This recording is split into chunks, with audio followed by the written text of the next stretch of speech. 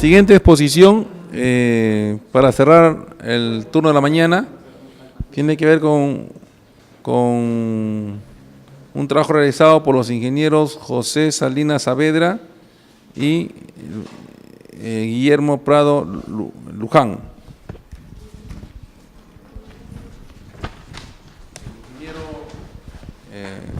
Salinas Saavedra es ingeniero civil, egresado de la Universidad Nacional de Ingeniería, con magíster en Dirección de Construcción por la Universidad Peruana de Ciencias Aplicadas, máster en Dirección de Construcción por la Universidad Politécnica de Cataluña y diplomado en Gerencia de Construcción de la Universidad Peruana de Ciencias Aplicadas. El ingeniero Guillermo Antonio Prado es ingeniero civil, egresado de la Pontificia Universidad Católica del Perú, actualmente miembro del capítulo peruano de Lean Construction, con experiencia en herramientas de tecnología, en metodología Lean Construction y proyectos de infraestructura.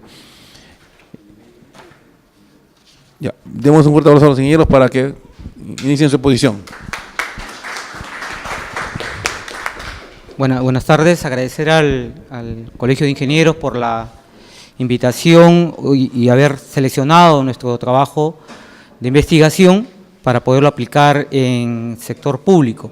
Considero que este es muy importante para la industria local, el uso de la tecnología y obviamente va a ser de mucho beneficio para nuestra industria.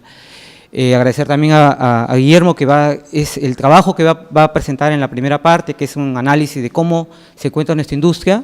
Él lo está desarrollando como plan de tesis, como su programa de tesis, y que creo que va a servir de mucha ayuda.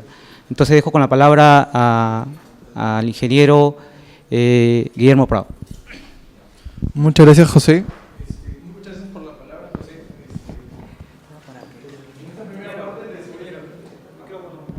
En esta primera parte les voy a explicar cómo es que se está desenvolviendo la industria de la construcción, tanto a ojos de los países externos como dentro de nuestra propia industria. Acá podemos ver el cuadro resumen del nivel de competitividad que tiene Perú en el Foro Económico Mundial de 2017. Esta entidad genera un reporte de competitividad cada año. Este es el último que han hecho, el 2017, donde nosotros nos encontramos en el puesto 72 de 137 países que han analizado. Analizan 12 pilares. El segundo pilar es la infraestructura. Como vemos en este cuadro, estamos puesto 86 de 137. Estamos debajo de la media y debajo del ranking global que nos habían puesto. Entonces, en el país la infraestructura debe ser tomada en cuenta para generar mejor competitividad. Por otro lado, en estas flechas rojas indican los otros 3 pilares que tienen que ver de manera directa con la infraestructura, como es la educación y la salud, tanto a nivel inicial como superior, y también porque afecta mucho el tipo de construcción que se tenga para los hospitales y para las escuelas, lo cual debería de permitir que en el caso de los hospitales los enfermos puedan curarse, en el caso de las escuelas que los alumnos puedan aprender. Además, el séptimo pilar es cómo es que trabajan o qué tan eficientes son los empleadores en su área de trabajo. Veamos una fábrica, por ejemplo, si es que no está bien concebida desde la arquitectura y si es que la construcción no permite que se trabaje de la manera más óptima, esto también afecta a la competitividad. Por el lado de la derecha vemos los pilares que están influenciados de manera directa por la gestión pública. El primer pilar son las instituciones que tenemos en nuestro país. Este pilar ocupa el último puesto dentro del ranking que nosotros tenemos, siendo este el 116, prácticamente al final de todos los países que han analizado. Estos 2 pilares hablan del uso de la tecnología en las diferentes industrias de nuestro país. La innovación es el segundo más bajo en el puesto 113. Además, en este reporte se presentan los principales problemas por lo cual es complicado hacer inversión en nuestro país. El principal problema, como era de esperarse, es la corrupción. Hay altos niveles de corrupción en nuestro país. El segundo gran problema es la ineficiencia, es el aparato estatal, que genera procesos muy burocráticos. Además se encuentra en el tercer puesto la gran cantidad de taxes, que son los impuestos que se aplican a diversos tipos de inversión, y la inadecuada cadena de suministros en la infraestructura. Como vemos en esta imagen, la corrupción no es solamente vista desde otros países, sino también acá en el Perú. Esta es una imagen generada por el Poder Judicial C Norte, donde se ven a 27.000 funcionarios que están siendo parte que son denunciados por corrupción. Esta infografía fue hecha en diciembre del año pasado, donde se ve que en Lima presenta la mayor cantidad de funcionarios que delinquen de esta manera. Ya saliendo un poco del ámbito internacional, veamos ahora lo que nuestros académicos han mencionado sobre cómo se desarrolla la infraestructura pública en el Perú. El ingeniero Arnao, el cual es el decano de la Facultad de Ingeniería Económica de la UNI, menciona que la infraestructura pública en Perú en verdad procede de muchos problemas debido básicamente a la fragmentación propia del sistema que se usa. Para el 2011 era todavía el SNIP. Hay poco control por parte del Estado y no hay una adecuada gestión en lo que es la ejecución y la planificación de estos proyectos, lo que también genera o es causado también por la falta de estudios adecuados en la etapa de preinversión, ya sea perfil o factibilidad. Estos señores son los que participan dentro de la Asociación del Fomento de la Infraestructura Nacional, AFIN. Ellos mencionan que los inconvenientes a los que se refiere el autor anterior generan que hayan elevación de costos en los proyectos públicos y retrasos en estos proyectos. Esto además va a generar como consecuencia desconfianza por parte del Estado para asumir nuevos retos en la implementación de tecnologías en los proyectos públicos.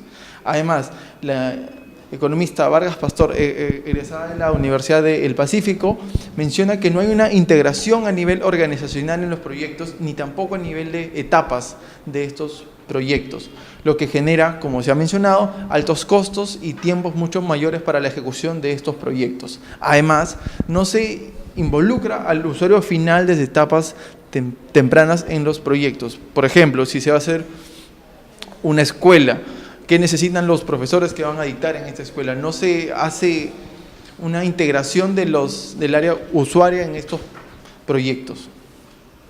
Acá vemos la brecha en infraestructura. Esta tabla, es el resumen del documento generado por AFIN en el año 2015, donde menciona que se necesita invertir 160.000 millones de dólares para cubrir la brecha en infraestructura que tenemos como país, siendo el sector transporte el más necesitado.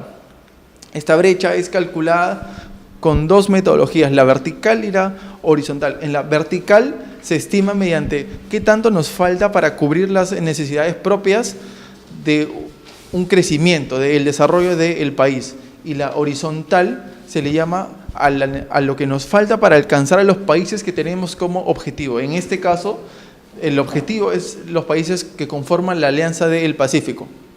En este gráfico vemos que si queremos cubrir esa brecha calculada en el 2015, se necesita invertir 8.27% del PIB nacional del 2016 al 2025 para cerrarla.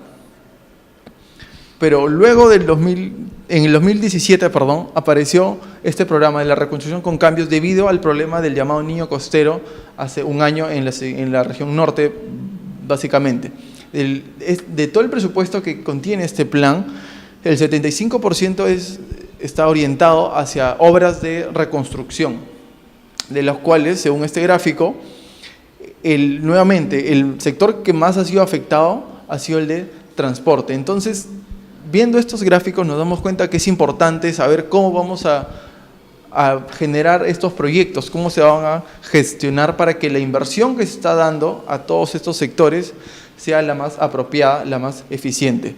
Pero todo esto está dentro del marco normativo que rigen estos proyectos. Por ejemplo, la Ley de Contrataciones del Estado tiene como fin maximizar el valor público y promover la actuación bajo enfoque por objetivos en la contratación de bienes, servicios y sobre todo obras. Cabe mencionar que la OCE es el organismo supervisor de las contrataciones del Estado y es el que rige que este objetivo principal o esta finalidad se cumpla para todas las contrataciones. La ley también establece en su primera página los principios que se rigen cuando se contrata con el Estado.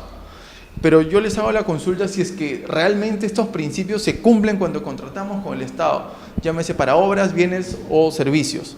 Por ejemplo, si hubiese transparencia en información dentro de los procesos de contratación, ¿creen que habría tantos problemas de corrupción como hemos visto?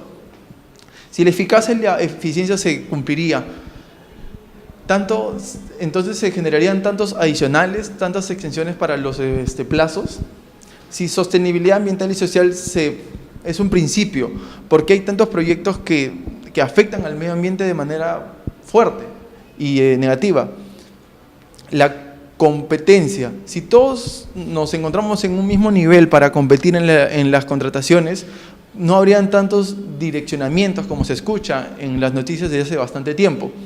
Entonces, a pesar de que estén en la ley, no se cumplen quizá estos principios. Lo que les venimos a proponer, como explicará el ingeniero Salinas, es una propuesta para intentar que muchos de los principios se cumplan usando la tecnología. En la ley se habla de dos principales actores para lo que es obras, del inspector o supervisor y el contratista, pero muchas veces no se conocen. Entonces es imposible que dos personas trabajen bajo un mismo proyecto si es que no saben lo que el otro piensa, porque puede haber problemas en los expedientes técnicos, él cree una cosa y el otro agente cree otra cosa. A pesar de que el objetivo de ambos es el mismo, a las finales quizá terminarán odiándose o creando relaciones antagónicas y afectando a los proyectos. Luego, la ley de contrataciones también se ejecutan los proyectos públicos bajo el SNIP. Todavía hay proyectos que siguen con el SNIP bajo esta modalidad, a pesar de que ya está derogada. Ciertos proyectos de ministerios y gobiernos locales tienen todavía proyectos usando esto. Por ejemplo, el ciclo del proyecto bajo el SNIP se divide en tres grandes etapas: preinversión, inversión y posinversión. La división de estas etapas, que involucra el generar otros agentes o el tener otros agentes involucrados en cada una, genera fragmentación, como hemos visto dentro de las opiniones de los académicos que mencioné. Además, en las etapas de diseño, construcción, operación y mantenimiento, muchas veces son gestionadas por otras entidades, otras empresas. Entonces, si es que no se conocen, ¿cómo se puede agregar valor a estos proyectos? Por otro lado, esta retroalimentación que aparece en el flujo del proyecto después de la evaluación ex post hacia nuevos proyectos en la etapa de preinversión, ¿se aplica realmente? El ingeniero Gómez Sánchez en el 2015 hizo un estudio de cuáles eran las principales causas por las cuales se generan adicionales en las obras públicas. Y la causa más importante, o la primera causa que encontró, la que más frecuencia tiene, es la de deficiencia en el expediente técnico. Esto se genera porque los proyectistas quizás no conocen adecuadamente los procesos constructivos que va a usar el contratista para hacer este proyecto. Entonces generan consultas y consultas. Entonces esa fragmentación que se vio en el ciclo de los proyectos se refleja también en la cantidad de deficiencias que hay entre estos dos agentes mediante el documento del expediente técnico. Viendo un caso puntual, la Asociación Nacional de Invierte Perú, ANIP, hizo un estudio en 2017 sobre 734 proyectos ligados a lo que es inversión pública, donde analizaron costo, tiempo y alcance de estos 734 proyectos. Cabe mencionar que estos han sido hechos bajo la modalidad de SNIP. Este gráfico muestra el tiempo de los proyectos. Lo voy a explicar a continuación. 8 de estos proyectos, que es el 1.09%, han sido ejecutados dentro del plazo previsto en la etapa de viabilidad. El 50%, que son 369 proyectos, han sido ejecutados en un plazo menor al previsto, lo que parece bueno. Pero el otro 49%, que equivale a 357 proyectos, han sido ejecutados en un plazo mucho mayor al que habían sido determinados en su etapa de viabilidad, teniendo casos en los que a veces la variación es de 9.000% en lo que es tiempo. En este gráfico podemos ver la variación de los costos de estos proyectos. 14 de los 734 analizados han sido ejecutados con el monto indicado en la etapa de viabilidad. 434, que equivale a casi el 60%, han sido ejecutados con un monto menor al indicado, y los 39 y el 39% restante, que equivale a 286, han sido ejecutados con un monto mayor al establecido en la etapa de viabilidad, teniendo como picos de hasta 200% más en el costo. Finalmente, en lo que respecta al alcance, casi 5% no cumplieron los objetivos por los cuales fueron creados, y el otro 95%, que equivale a 702 proyectos, han sido ejecutados, lograron cumplir el objetivo por los cuales fueron creados. Entonces, en este análisis podemos ver que tanto para tiempo, costo y alcance, no sabemos o no se han, los estudios de factibilidad no se han ejecutado adecuadamente, porque lo que se ha planificado no ha sido acorde a lo que se ha hecho, por diversos problemas como los que les he mencionado en las láminas anteriores. El nuevo sistema Invierte Perú, que es el Sistema Nacional de Programación Multianual y Gestión de Inversiones, presenta un ciclo distinto. Este ya no es el ciclo de los proyectos, sino es el ciclo del sistema en sí. Como vemos, no se separa por proyectos. Ahora lo que se hace es generar un banco de proyectos que promuevan el cerramiento de las brechas en infraestructura, como las que les he mencionado. Hace la diferenciación entre cuáles son proyectos de inversión pública y cuáles no. Esto genera que sea el proyecto más ágil, se hagan muchos más estudios, que la evaluación sea mucho mejor, para que en la ejecución y en el funcionamiento se tenga un mejor uso de los recursos públicos. Acá el MEF hizo una comparación entre ambos sistemas, dando a entender que InvierteP genera mayor agilidad en los proyectos y hace que solamente en algunos proyectos donde es necesario se generen estudios bastante específicos, como dije, para generar que el valor público se use de la mejor forma. En esta presentación les vamos a proponer, como el ingeniero nos presentó, sobre cómo usar BIM para estos proyectos. Para ello les voy a dar una pequeña introducción sobre el concepto de lo que es BIM. BIM es un producto que es el modelo digital, es la representación digital de un proyecto antes de construirlo, donde hay información relevante para la etapa de construcción, mantenimiento, todo el ciclo de vida de los proyectos, que además genera y permite procesos colaborativos, trabajo entre especialistas que forman parte del equipo de trabajo del proyecto. ¿Para qué? Para poder tomar mejores decisiones durante todo el ciclo, para eliminar los desperdicios y para incrementar la productividad de todos los involucrados en estos proyectos. BIM ya ha sido usado en el sector público peruano. Acá podemos ver imágenes de las capacitaciones que han recibido los funcionarios, tanto del Ministerio de Justicia como del Ministerio de Vivienda a través de Censico. Además, ya hay noticias en sus diversas páginas web sobre cómo están usando BIM para los proyectos que ellos poseen. Por ejemplo, esta noticia habla de la capacitación que recibieron los del Ministerio de Justicia, y acá abajo se ve cómo el Ministerio del Interior está usando BIM para gestionar mejor sus proyectos. Esto es respecto al nuevo hospital que están haciendo en Jesús María, por ejemplo. Se han generado términos de referencia en base a BIM. Este es un término de referencia para la asistencia técnica de la especialidad de arquitectura en 3 proyectos. Cabe mencionar que estos 3 proyectos han sido gestionados por la Organización Internacional para las Migraciones en el convenio marco que hicieron con el Ministerio del Interior. En ese mismo término de referencia se puede ver que ya se menciona BIM dentro de uno de los requisitos que se pide para contratar a este especialista en arquitectura. siendo puntuales en los proyectos que les he mencionado. Por ejemplo, el de San Bartolo del Ministerio del Interior. Este es el término de referencia donde se habla ya un poco de qué cosas requieren en los proyectos respecto a BIM, los niveles de detalle para los entregables, donde se explica qué cosa involucra cada nivel de detalle que se solicita. Además, este es un cuadro de observaciones ya hecho durante la ejecución del proyecto. Esto ha sido proporcionado por el Ministerio del Interior, donde en la parte de la derecha se ven las interferencias causadas en este proyecto que se pueden observar en el modelo. Las observaciones que son generadas por estas interferencias y además el plan de acción o las acciones a tomar para mitigar estos problemas observados en el modelo.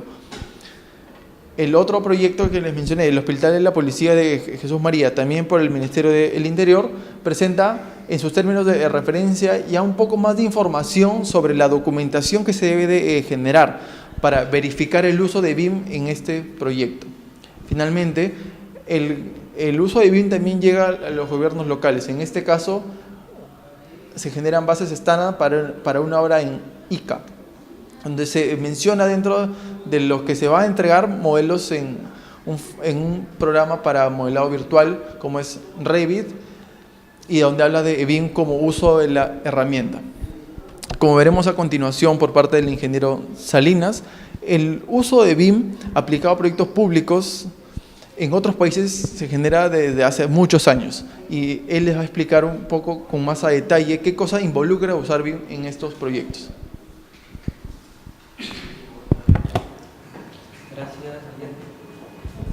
Bien, vamos a empezar un poco. Esta gráfica que les muestro es bien interesante porque McLemy desarrolló esta gráfica que como profesionales la entendemos, o al menos vamos a tratar de entenderla. Este es el ciclo de vida del proyecto, ¿no? La parte de prediseño, diseño, construcción, operación y mantenimiento. Lo que dice McLemy que es que donde los esfuerzos mayores que se generan en los proyectos en la parte de documentación del proyecto. En realidad estamos hablando de la parte de elaboración del expediente técnico. Lo que busca es el BIM, aplicando BIM, es que esa parte de generación de documentos pase a las partes más iniciales, a la parte de prediseño y diseño. De tal manera de que si nosotros lanzamos hacia las partes iniciales, los esfuerzos sean, obviamente, el impacto de esos esfuerzos sea menor. O sea, la posibilidad de cambios que podemos tener nosotros en etapas iniciales son mayores y obviamente la línea roja, que es de los costos, son bien pequeñitos, ¿no? Conforme nos alejamos de la parte de diseño a la parte de construcción, por ejemplo, la posibilidad de cambios se reducen y los costos se incrementan. Entonces, lo que busca esta tecnología es que podemos aplicarla en etapas conceptuales, en la etapa de diseño. Lo que busca BIM, finalmente, ¿qué es? Un modelo o una construcción virtual antes de construir realmente. ¿Eso qué nos permite? Detectar interferencias, ver los problemas que hay y, obviamente, con beneficios para el proyecto en sí. Esta es la metodología tradicional, esta es la metodología BIM. Como pueden ver acá, la metodología tradicional tenemos dibujos, programaciones, especificaciones, producción de detalles, tiempo consumido costoso, propenso a errores y problemáticas. Lo que busca BIM es, en realidad, meter toda la información en un solo modelo y sacar toda la información de ese modelo. Pero ese modelo no lo van a hacer, como mucha gente piensa, es los modeladores. El modelador levanta la información y quienes resuelven y aportan valor a ese modelo son los profesionales. Los profesionales que tienen experiencia, los que tanto en diseño como en construcción pueden aportar para que ese modelo en etapas previas a la construcción puedan ser resueltos. El Estado no busca BIM. En realidad, muchas entidades del Estado desde el 2010 que han empezado a licitar, por ejemplo, hospitales, desconocen lo que es BIM. ¿Pero qué busca el Estado? Mejorar la comunicación, el entendimiento, mejorar el análisis. A través de modelos podemos desarrollar análisis estructural, energético, térmico, acústico, mejorar el flujo de información, ¿no? Mejorar la coordinación de diseño, mejor certeza, reducir riesgos, eficiencia, mejor información en todo el escenario del proyecto. Y acá tenemos los desafíos de la información en la construcción, ¿no? ¿Cómo se producen? La vemos ahí, la producción es manual, coordinación manual, trabajo intensivo, tiempo consumido, costoso, duplicidad de esfuerzos. ¿Cómo es usada esa información, ¿no? Es difícil de evaluar, difícil de consultar, difícil de analizar, porque todo está basado en documentación, en papeles, ¿no? El hecho de utilizar papeles y mucha información que se va mejorando con el tiempo, esa información no llega al final para poder tener toda una historial de los proyectos. Entonces, con BIM la cosa un poco cambia. Y esta data de más del 30% del costo de construcción es desperdicio, la sacó el Lean Construction hace algunos años, y que verdaderamente es cierto que se deduce de estudios que se han evaluado, ¿no? El PMI habla de la gestión del alcance, costo y tiempo, que es una de los principales preocupaciones de los profesionales de la ingeniería para que los proyectos salgan bien, y definitivamente el Estado también busca ello, ¿no? Entonces, los mejores resultados en los proyectos se pueden dar, por ejemplo, haciéndonos la pregunta, ¿no? ¿Lo que vamos a construir cumplirá nuestras expectativas y necesidades del cliente? Hagamos el modelo. Con un 3D, a través de concentrar a todos los involucrados en el proyecto en la etapa temprana, podemos definir y saber que el alcance se ha logrado. ¿Cuándo será entregado? ¿Sabemos cuándo será entregado? Hacemos un 4D con ese modelo que hemos levantado y podemos establecer las posibilidades. Yo no le digo que es exacto, pero sí el modelo me va a permitir barajar y tomar decisiones. O sea, lo importante es que ese modelo sirva para la toma de decisiones ¿de quién? De los especialistas, de los constructores, de los proveedores también de servicios, para ver si ellos pueden llegar al tiempo que se ha establecido. ¿Cuánto costará? ¿Podemos costearlo? Sí, porque al trabajar con un elemento BIM que tenga parámetros, elementos paramétricos, tú puedes cuantificar certezamente lo que vas a invertir en el proyecto. Y eso le llamamos el 5D, control de costos. Está bien diseñado, bien construido, será durable. Eso tiene que ver con la sostenibilidad. Estábamos hablando de un 6 de BIM. ¿Y cuánto costará su mantenimiento de operación? Estamos hablando de un 7 de BIM. Entonces, BIM, como les repito, cubre todo el ciclo de vida del proyecto y es cuestión de poder empezar a utilizarlo. Mejor construcción, más rápida y más barata, ¿no? Estos datos no los inventé yo. 50% mejor alcance, 50% más rápido, 33% más barato, es el objetivo que tiene el Reino Unido, que es el país que más ha hecho esfuerzos porque BIM sea realidad. En el Reino Unido, a partir de 2016, todos los proyectos del Estado ya están realizados con modelos BIM, porque lo que buscan es obviamente la eficiencia y que los proyectos salgan de la mejor calidad, que es lo que se busca. Entonces, el Reino Unido, al 2025, estos son sus metas. Lo vamos a ver acá en este documento, que para la construcción, que eso fue desarrollado en el 2013, mejor costo, mejor entrega, menos emisión y mejora de las exportaciones, no recuerdo un poco el tema. Bueno, acá esta gráfica la desarrollaron en el 2013, que es los niveles de implantación BIM. Entonces, en el 2013, ellos estaban todavía en CAD, en documentos en 2D, que no les producían beneficios para la industria. Entonces, lo que proponen es que de 2013 hacia adelante, poder educar a 150.000 compañías de construcción y 3 millones de profesionales en 4 años, de tal manera que al 2016 logren ya un nivel 2 de BIM, de pasar de 2D a 3D en una primera etapa y después de 3D buscar la colaboración de todos los involucrados, que el estructural diseñe un modelo BIM, que el sanitario haga sus cálculos en un modelo BIM, el eléctrico, el mecánico y todos los involucrados en el proyecto desarrollen, obviamente, su especialidad en modelo BIM, de tal manera de que este proceso colaborativo se desarrolle y logre los beneficios del proyecto. Y de ahí pasar a un nivel 3, que es la etapa de integración, ¿no? Y estamos hablando de interoperatividad, que ellos actualmente están en esta etapa tratando de buscar de que esos objetivos se logren, ¿no? No tengamos no tengamos temor a ello.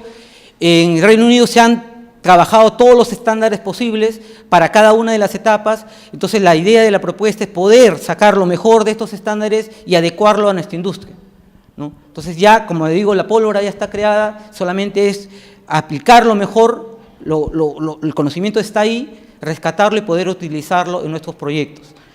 Aparte de ello, tenemos elementos importantes, ¿no? La tecnología de la información, como es el caso de BIM, requiere de 3 componentes importantes: personas, procesos y tecnologías. Entonces, cuando empecemos nosotros a gestionar nuestros proyectos a través del Estado para que esto sea concursado, debemos no desenfocarnos en estos 3 elementos: equipo de trabajo, los procesos bien definidos de cada etapa del proyecto y qué tecnologías se van a utilizar. Como veíamos y mencionaba Guillermo, en los actuales proyectos que se han generado dan referencia a un tipo de software, pero en realidad BIM es mucho más amplio que ello. Entonces tenemos que dejar abierta la posibilidad de que cada postor que licite tanto la parte de diseño como construcción establezca la herramienta que él crea conveniente, pero lo importante es que esa herramienta tenga interoperabilidad. Todos los proyectos en BIM tienen interoperabilidad. O sea, si yo trabajo con Revit, puedo migrarlo a Tecla, puedo migrarlo a Bentley, dependiendo de qué tanta funcionalidad y qué tanto provecho le dé la empresa. Entonces eso no puede ser una barrera para poder implementarlo. Entonces, estos 3 componentes debemos tenerlos presentes al momento de contratar un modelo con BIM. Acá son los niveles de detalle, que es siempre bueno saberlo: nivel básico, el nivel 100, un lot 200, donde ya tenemos algo de información. El lot 300, por ejemplo, si yo voy a licitar una obra donde yo quiero tener metrados, pido un lot 300. Si yo quiero hacer prefabricado, como hacer, por ejemplo, la armadura en prefabricado, le pido un lot 400. O si no, si yo necesito para el proyecto, para un modelo ADVIL, pido un lot 500. Pero no nos desesperemos. Como dice, el plan de implementación BIM en el Reino Unido pasa por 2D a 3D, después la parte de la colaboración y después la parte de integración. Entonces vayamos avanzando a paso ligero. Esta gráfica es cómo se ha venido desarrollando BIM en el mundo, y algo importante que salió por acá, Perú. O sea, ya figuramos en el mundo como un país que ya empieza a desarrollar, a gestionar modelos con BIM. Entonces acá dice, al Perú, al 2022, los proyectos del Estado de Perú van a ser gestionados con BIM. Entonces deberemos, nosotros los profesionales, prepararnos para ese 2022. ¿Cómo prepararnos? Empezando a desarrollar proyectos, yo le digo proyectos in-house. Las empresas constructoras ya deberían empezar teniendo un área mínima de profesionales que empiecen a utilizar esta información, levantando la información de 2D a 3D, que es lo primero que se hace y es lo primero que han hecho en Reino Unido. Entonces ahí empecemos a ir quemando etapas. Esto es cómo se ha venido la dinámica de difusión de BIM en el mundo.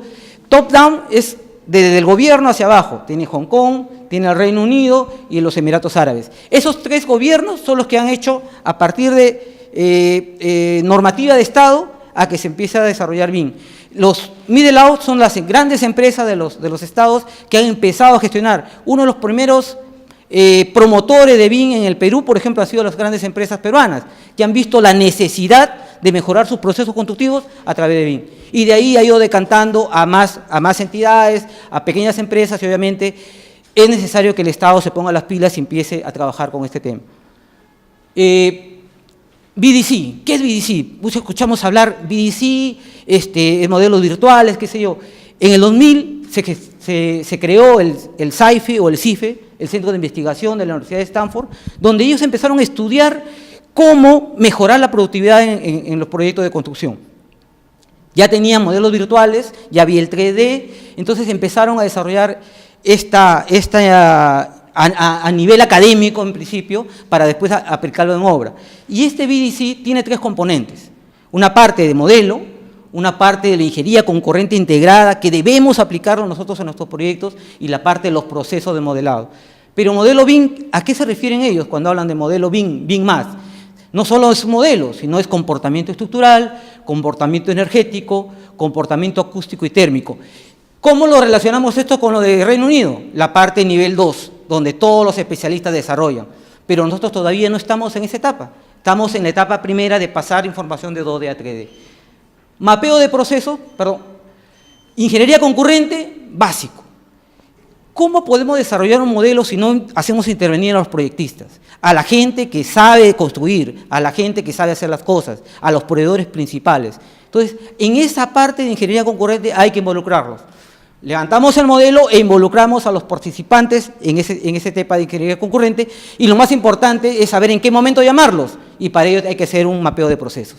Entonces, si gestionamos un proyecto con BIM a nivel del Estado, lo primero que le pedimos al postor o al que quiera gestionar o que quiera ganar esta obra: amigo, tú tienes que presentarme cómo vas a gestionar el mapeo de procesos, cómo vas a hacer tus sesiones de ingeniería concurrente y cómo vas a desarrollar tu modelo. Eso es lo más importante. Entonces, acá tenemos un mapeo de procesos, los profesionales involucrados en el proyecto, viendo en qué momento van a interactuar dentro del proyecto y cuáles son el aporte que va a dar cada uno de ellos. Acá tenemos lo que hacemos actualmente, de explicar y reportar a través de planos. Dejamos esto de lado y vamos a la parte a colaborar y producir, que eso es lo que requiere la industria actualmente con modelos. Una sala de sesión ICE, donde están los involucrados. Ahí, aparte de tener el software, que es una herramienta que puede ayudar mucho, tenemos que tener un espacio especial, que es una sala diseñada especialmente para visualizar modelos. Entonces, el contratista que gane una obra para construcción debería tener o proponer dentro de su plan B qué es lo que va a hacer, cómo lo va a hacer y obviamente cómo va a integrar el modelo con el involucramiento de los especialistas.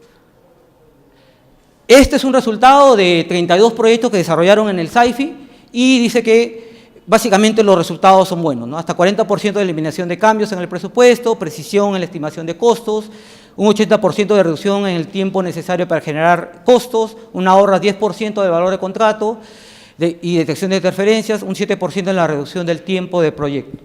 A ver, ¿cómo con el tiempo? ¿Cómo empezar a implementar? Ya Zúcar lo mencionó en el 2008, que en la etapa pre-BIM debemos tener políticas, procesos y tecnologías. Levantamos la primera parte, que es el modelado, vamos creciendo, cambiamos nuestras políticas, nuestros procesos y tecnologías, las vamos incrementando y llegamos a un nivel 2, que es la colaboración, donde participan todos los involucrados con su diseño, aportando obviamente con el diseño en modelo BIM.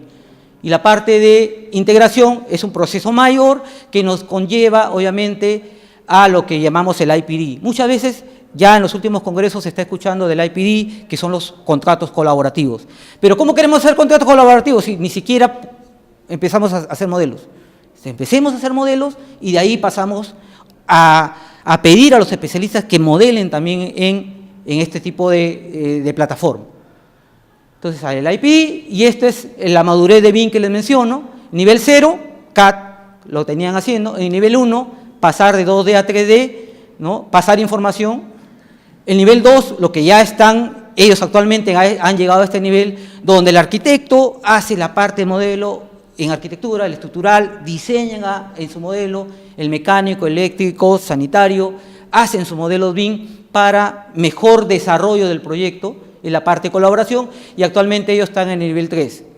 Todo ello, señores, lo han trabajado muy ordenadamente, o sea, para todo ello tienen estándares, procedimientos de trabajo, y obviamente eso es la herramienta que debemos nosotros tenerla como referente para poder implementar BIM en nuestro país, que eso es lo que nos hace falta. Actualmente, como les repito, esta información está disponible y nosotros creo que deberíamos empezar desde esta parte, ¿no? Del 2D al 3D. Mucha gente dice, no, hay que empezar a que, oye, pero si los diseñadores no entienden el modelo, que hagan sus planos en 2D, nosotros levantamos la información, que asista a la sesión de ingeniería concurrente y ahí vamos a ver los problemas que él, a su concepción en planos, va a ser reflejado en un modelo donde pueda resolver los problemas que se presentan. Entonces, lo que tenemos acá, y acá está la información, como les repito, todo está documentado en el Reino Unido. Estos son las fases del proceso del diseño. Mire, este es el ciclo de vida del proyecto, parte de la necesidad, parte de los requerimientos que los ofrece el proveedor, en este caso el contratista o el diseñador, la adjudicación del contrato y la parte de la producción, ya sea de la parte de diseño o la parte de la construcción, ¿no? Y acá, bueno, pasen a la parte de operación y mantenimiento. ¿Qué evaluamos? El cliente plantea sus preguntas en el lenguaje sencillo, determina las necesidades, se le determina al postor que va a hacer la obra, el proyecto. El cliente produce los requisitos de información en un término de referencia. Los requisitos de información son alineados a las etapas del proyecto y esa es parte de la documentación. ¿Qué hace el licitante o el que concursa? Los postores responden con su plan de ejecución BIM. ¿Qué va en el plan BIM? El plan B va básicamente personas, procesos y herramientas. O sea, qué equipo voy a trabajar, cómo va a ser el proceso de trabajo, en la parte tanto de diseño como construcción, qué herramientas vamos a utilizar y lo más importante, la interoperatividad. ¿Cómo voy a hacer que la información que yo voy a producir, voy a entregarla al cliente? Se brindan responsabilidades puestas de la cadena de suministro, bueno, el cliente compara los requisitos y se toma la decisión para contratar al postor. Y ahí en la etapa de producción, el cargo de información de acuerdo a los términos de referencia, ¿no? En personas, miren, esto es lo que los protocolos de Reino Unido mandan para los roles de los responsables, ¿no? Estratégicos, de gestión y de producción. Para eso te hablan de un BIM manager, de un coordinador BIM y un modelador. Dependiendo del tamaño del proyecto, vamos a incrementar el personal.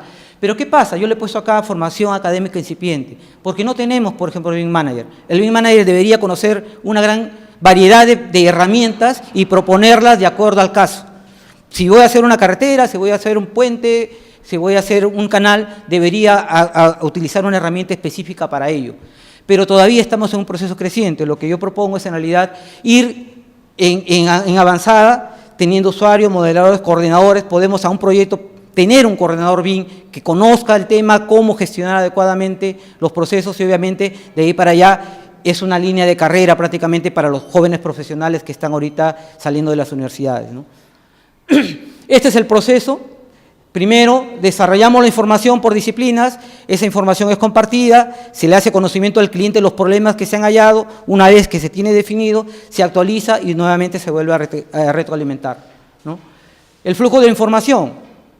Este señor Rafael Sack menciona de que, por ejemplo, en el proceso tradicional hacemos diseños, dibujos, hacemos detalles y una coordinación 2D muy tibia y pasamos a dibujos y a construcción. Esto es lo que nos está causando problemas ahora en la industria.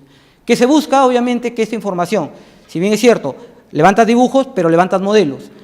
Haces detalles de las especialidades, pero también haces una coordinación a través de esto que es importante, las sesiones de ingeniería concurrente. Una vez tenemos esto, pasamos a la construcción y obviamente la gestión de proyectos con BIM presenta. Esta es la propuesta que hacemos, que parte por mapeo de procesos, diseño de especialidades, levantamiento de información, detección de interferencias y levantamiento de interferencias y actualizar la información. Mapeo de procesos, ahí tenemos, por ejemplo, cómo mapear los procesos, identificar a cada uno de los involucrados y levantar la información de ellos. Nosotros lo hacemos regularmente en la organización donde yo trabajo, de todas las especialidades y poder involucrarlos y ver cuál es el aporte de cada uno de ellos en las diferentes etapas del proyecto. Diseño de la especialidad es actualmente en 2D y el levantamiento de información. ¿Cómo levantamos la información? Con un proceso colaborativo a través de etapas, ¿no? Primero estructuras, arquitectura, instalaciones, de tal manera de que generamos un flujo de trabajo uniforme y ordenado.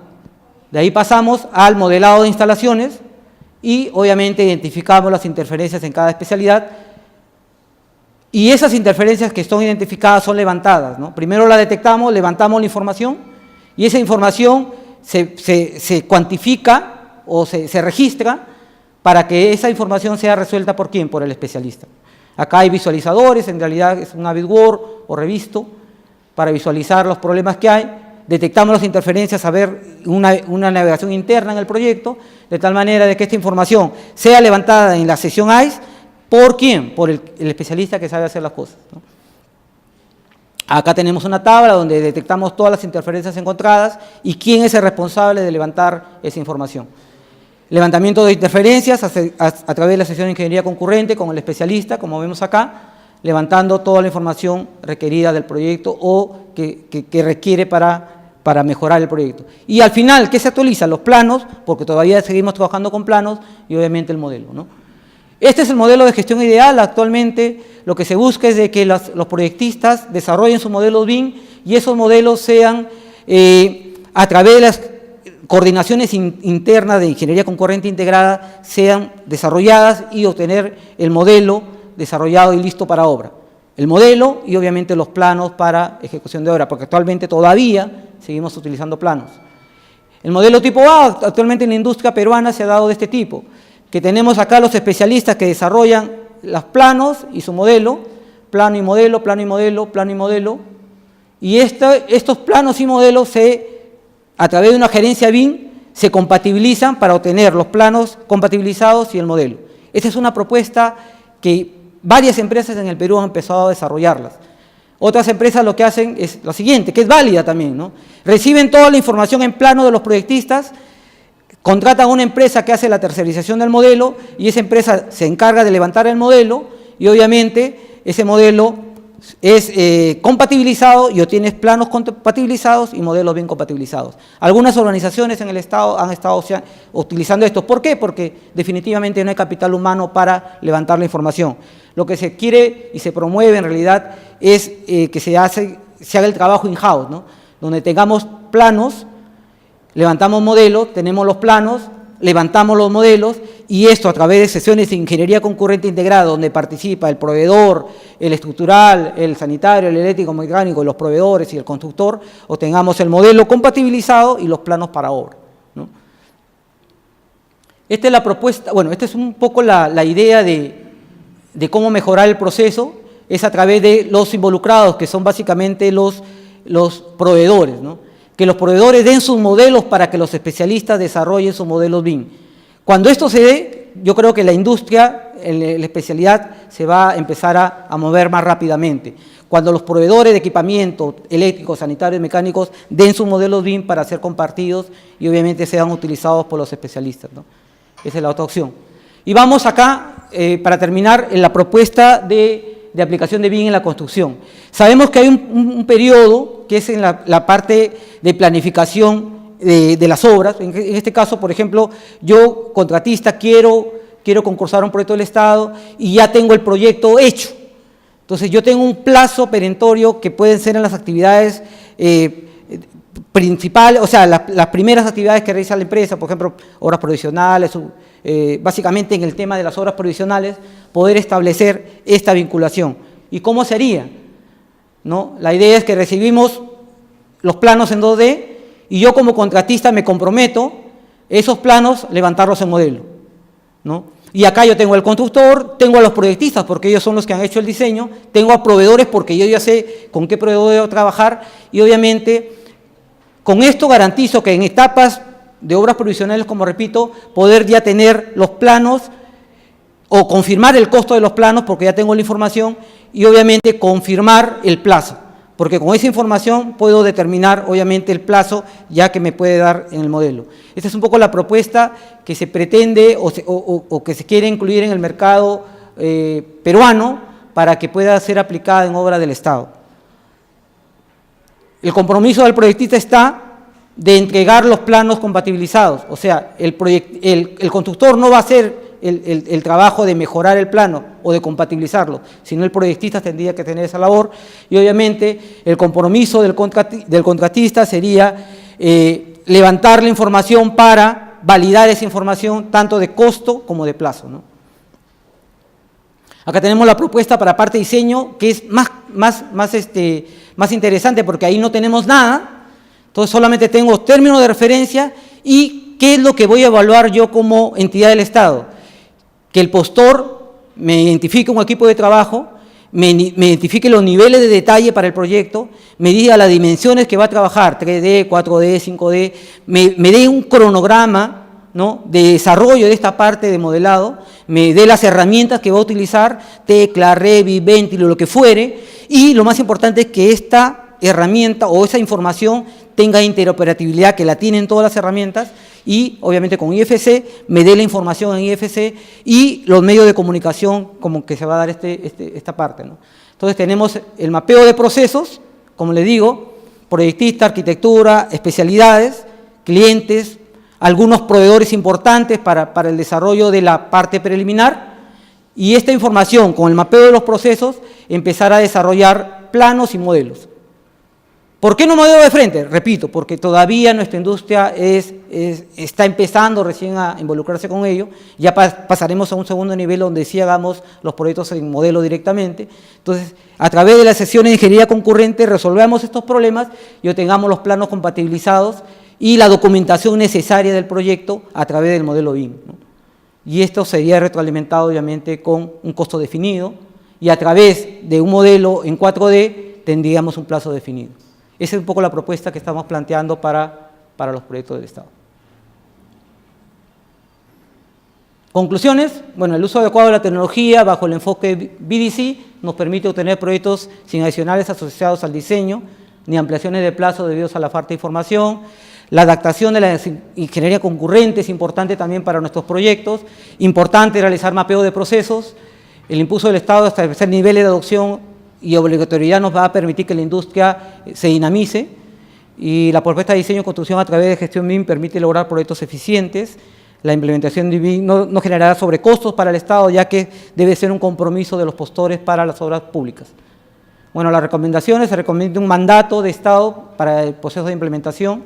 En un nivel 1, como lo muestro ahí, las empresas contratantes con el Estado deben ver en BIM una oportunidad de mejora de su productividad, ya que al tener un 3D pueden hacer un 4D o un 5D para el control de costos, ¿no?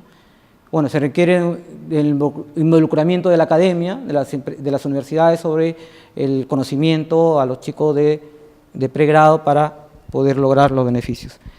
Yo sé que el tiempo ha sido bien corto, pero he tratado de explicar en el menor tiempo posible las bondades que tiene la tecnología. Muchas gracias.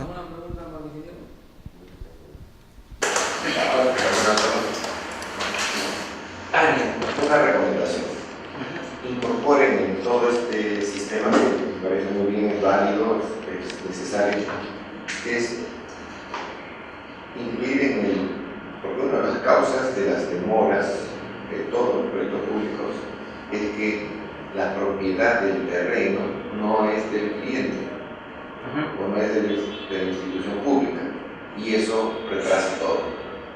Entonces, ¿quién se va a hacer cargo de la adquisición de ese terreno para construir ese proyecto? Si eso no está definido, no le pueden pedir al constructor que lidie con todas las asociaciones, con todas las comunidades o con los propietarios de una casa que no le deja pasar su proyecto. Número 2, levantamiento topográfico. El levantamiento topográfico lo tiene que hacer el cliente. Estas dos tareas son para el cliente, porque ha habido casos en que el proyecto se diseña para este terreno y el cliente dice: sí, este es mi terreno, y resulta que no era dueño de ese terreno, era dueño de otro terreno con otra topografía, y todos los planos ya no servían. ¿Qué iban a hacer? Lo que habían escogido era un terreno plano, pero el otro era un terreno con pendiente. Todo ese movimiento de tierras, ¿quién iba a asumir el costo que no estaba previsto acá? El otro es el levantamiento topográfico. Sabiendo que ese es su terreno, entonces sí puede hacer su levantamiento topográfico y entregarlo como un entregable del cliente para hacer el mínimo. Porque ahí va a estar desde los planos de drenaje, el programa de lluvia, acceso, todo. Y que no venga después el constructor y decir: yo acá tuve que eliminar una colina de 20 metros de alto cuando no existía. Y te lo está cobrando.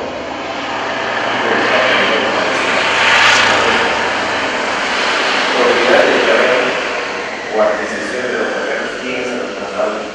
Que debería ser el cliente. Yo trabajo en proyectos en que todo el trabajo nos lo daban nosotros. Adquirir el terreno, hacer los planos, y solamente nos daban punto de partida y punto de llegada de una línea de transmisión de 900 kilómetros de largo. O sea, hemos tenido que pasar por cada valle de la costa, negociando, haciendo variantes, porque este propietario no quiere llegar a un acuerdo, no quiere que pase la línea, se resiste y el plazo sigue pasando.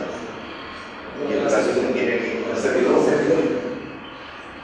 tanto para canales, líneas de transmisión, carreteras, hospitales, que son grandes extensiones. Y el levantamiento topográfico es importante, y el levantamiento que está ligado con el BIM, que es el barrido con láser, o con drones, para tener la información básica. Y eso sirve para el BIM. Esas dos cosas que las incluyan en su... En realidad el punto de partida es eso, ¿no? Ya las herramientas hay para todos. Y te doy una recomendación. ¿Ustedes son arquitectos? No, arquitectos. Sí. Ya. También va la recomendación. Que los arquitectos no hagan tantos cambios. Nos pasa a nosotros. Nos pasa a nosotros, definitivamente. Justamente una de las razones por que implementamos bien en la empresa, porque nosotros somos inmobiliarios, es por los cambios que se generaban. Entonces, ahora, ¿qué hacemos? Desde etapas tempranas igual, involucramos y cada cambio el modelo nos permite hacerlo oportunamente. Y ya, en vez de volver a generar planos sobre el modelo, simplemente ya están las correcciones, ¿no? Y ya las instalaciones se mueven y todo, buscamos esa interacción, porque justamente nuestros arquitectos son los que más cambio nos dan. Tal vez no lo he conocido cuando era antes. ¿Cómo era antes y cómo es ahora? No se utilizaron herramientas BIM. Todo estaba en la cabeza de la ingeniería concurrente para poder construir, demoler y construir en el mismo espacio donde todos los pasajeros se embarcaban y desembarcaban todos los días. Los aviones aterrizaban y despegaban todos los días. Entonces, todo ese trabajo se ha hecho. Esta parte se va a demoler, esta parte no se demuele porque es un corredor. Entonces, esta parte se construye hasta acá, se construye al otro lado, esta parte intermedia se construirá cuando ya esto esté funcionando para poder demoler lo que sirve en ese momento. Entonces, eso sí lo hacemos, no es que no lo hagamos. Ahora, tú mencionaste muy bien qué idea tiene el cliente, qué idea tiene el constructor. Uno lo cree ya finalizado, el constructor lo ve en la línea. Entonces, eso es bueno, pero el aeropuerto pasó por unas transformaciones durante 2 años y fue tan eficiente que lo pudo hacer en un plazo, con un presupuesto pequeñísimo. Y el constructor ganó plata. Yo trabajaba dentro del constructor. Y fue tan bueno el proyecto que a esa gente, que era de Vesper, se lo llevaron a toditos, a Londres, para que trabaje la remodelación del metro de Londres. Una remodelación que tenía que hacer sin paralizar el servicio del metro. O sea, trabajaban de 11 de la noche a 5 de la mañana. A 11 de la noche cerraban el metro, entraban los trabajadores, trabajaban, a las 5 de la mañana tenía que estar listo la operación. Cada día. Sin parar un día. Bueno, sí mismo. El BIM es una herramienta para hacerlo visual. Básicamente toma decisiones, como yo mencioné. Sí. Las decisiones siempre se toman. Siempre se han tomado. Claro, lo que permite es tener mayores alternativas, mayores propuestas. Compartir la misma imagen entre 2 personas, que uno no se imagine un redondo y otro cuadrado. Exacto. Y para dar mayor transparencia a los procesos, justamente ayuda un montón que todos tengamos un modelo objetivo sobre lo que se quiere hacer realmente. Y el riesgo es que los arquitectos abusen de la herramienta. No, se hace rápido. Más calma. Hay que tener cuidado. Y bueno, la idea de la propuesta también nace porque vemos que ya han habido varios proyectos con BIM, pero dice, hágalo con BIM. Y después, ¿qué es BIM? ¿No? O sea, ¿cómo demuestras que haces un buen trabajo con BIM? No hay forma. Entonces, un poco lo que busca esto es dar los primeros pasos para que se alinee a algo que ya se está dando en otros países, ¿no? El BEP ayuda a ello, ¿no? Te dice, oye, ¿cómo lo vas a hacer? ¿Cómo lo piensas desarrollar? ¿A qué nivel vas a llegar? De tal manera que todos que concursamos a un proyecto tanto de diseño o construcción tengamos claro qué es lo que queremos presentar, qué es lo que vamos a proponer al cliente. Un último consejo que tengo, que todos los constructores se olvidan. Eso se olvida. El sistema no es construirlo, el sistema es que funcione. Entonces, para que funcione tienen que estar incluidas las pruebas. Evidencias. No, las pruebas. Que el equipo funcione, que el equipo aire acondicionado funcione, tienen refrigerio, el agua base, que la electricidad ilumine bien, las que a medias, que no trabaje la tensión para no se prende. Y para esas pruebas necesito los servicios: agua, desagüe, electricidad. Esos servicios necesito para poder hacer las pruebas, porque si eso va a estar terminado después, no puedo hacer las pruebas. Entonces, los servicios tienen que estar terminados antes para poder hacer las pruebas.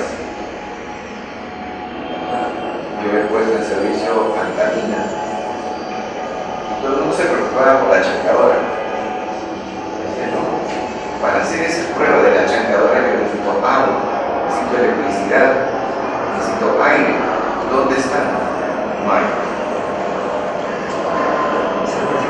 Lo principal son los servicios que estén probados, disponibles, porque una chancadora gigante no puedo probarla con un grupo electrónico, nunca va a funcionar. Tengo que probarla con su fuente final, o tener un grupo tan grande que me va a salir tan caro. Entonces, primero tener el servicio, probarlo que funciona, van a tener listo para las pruebas antes del plazo. Bueno, entonces quiero contar dentro del proyecto que está presentando, ahí está en cuenta, por ejemplo, el permiso, ¿no? Los trámites ante la municipalidad en caso de que haya inmobiliaria, ¿no? Incluso en algunas zonas el tema de biocultura, ¿no? Cuando hay un tema de... Lo que pasa es que nos hemos buscado más el tema del plan BIM, ¿no? Porque entiendo en los términos de referencia está todos las consideraciones, ¿no? Menciona de que eso agiliza la construcción o se controla mejor, Claro. va a depender mucho de eso. Sí, es Y encima el software es un software, no es una caja negra. Así que no hay personal calificado para que haga eso, haga lo que hagas, va a bajar cualquier cosa. Entonces, no solo queda en usar el BIM, hay que ver el tema de un personal calificado, capacitado, que tenga experiencia. Porque no cualquiera va a usar el software si no tiene experiencia. Entonces, mejor me guío por los planos que están impresos, ¿no? Entonces, como que esto ya falta un poco de ver lo que saben ustedes como empresa, lo están direccionando porque ya tienen empresa, van metiendo data de sus proyectos y les queda como acá y de ahí sacan y pueden analizar, ¿no?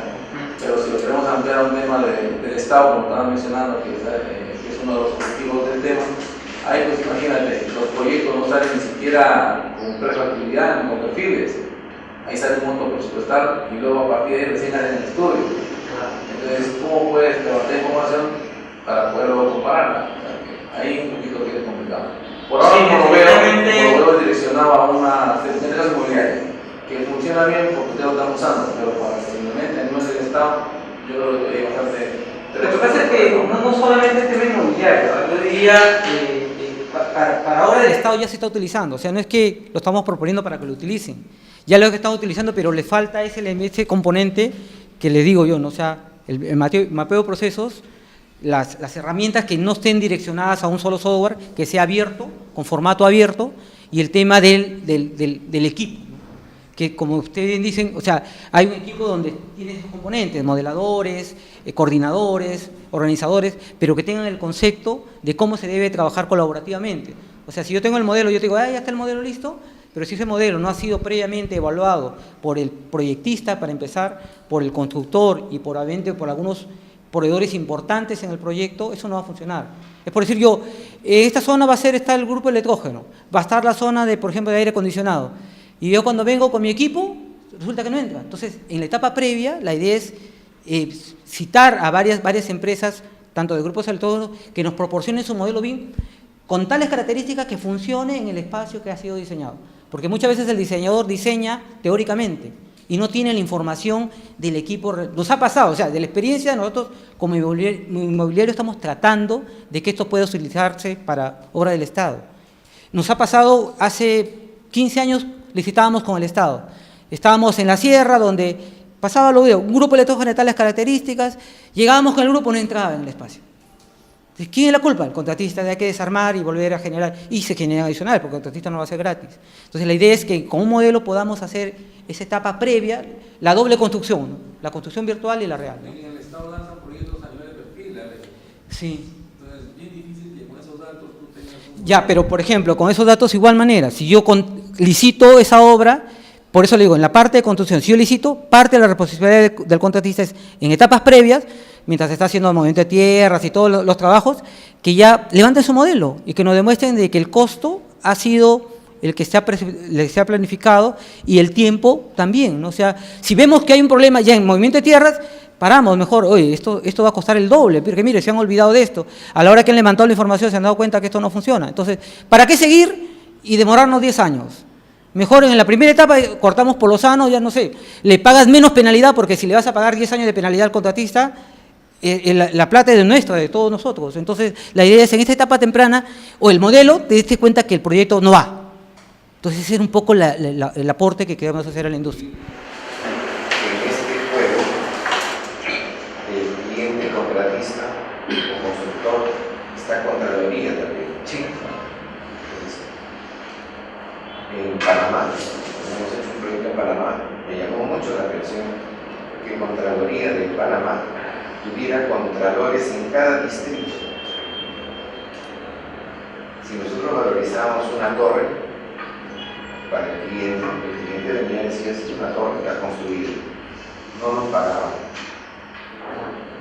Teníamos que ir a buscar al contralor a su casa, que vivía en la zona, y llevarlo y decirle, esta es la torre que vamos a valorizar acá para sus papeles, firme usted. Firmaba, llevarlo a almorzar, llevarlo a su casa. Su trabajo ahí lo hacía en su casa. De ahí lo sacábamos para cada torre. Con ese papel recién nos pagaban.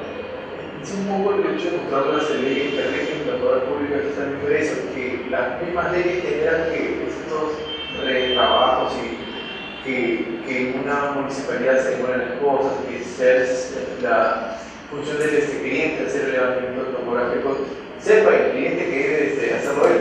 Muchas veces no sabe que es su responsabilidad y quiere que el contratista hace todo, se tiene que hacerlo ya en mano con ese tipo de proyecto. Entonces también vemos que cuando se usa bien en los proyectos públicos no se hace de la manera que en otros países sí se hace, que funciona con tal éxito como se ha presentado acá. Entonces es un poco dar esos lineamientos, esas ideas y las propuestas tanto para el diseño y construcción de estos proyectos, usando los documentos que son necesarios para garantizar que el uso de sea efectivo y eficiente. Si no, tampoco sirve mucho tener un modelo en 3D que diga tanta información que no la sepamos. Que nadie lo sabe. Porque la usen en contra. Pero, porque en Panamá, creo que había un dibujito que era un cubo de concreto. Era una zapata de una torre. Pero era la única torre que tenía ese dibujito, ese cubo. Las demás torres no tenían ese cubo dibujado. Nosotros las otras torres diseñamos una zapata normal. Cuando llegamos a esa torre, presentamos los planos con el mismo método de hacer las torres. No, me haces el cubo. Pero es innecesario. Me haces el cubo. Porque si no, Contraloría llegó. Sí, yo creo que sí, yo creo que tiene mucho que ver con la parte de SATAN. Porque, como mencionas, hay que meter bien, pero entonces, ¿por qué tenemos tantos adicionales? No deberíamos tener adicionales. ¿Por qué? Porque en los proyectos del Estado salen, como te repito, a lo más, con un perfil. No salen de ese y se lo dan al contratista para que él defina bien todos los parámetros. Entonces, ahí funciona. Una pregunta adicional. Si no, gracias. Gracias, Diego. Muy bien, gracias también.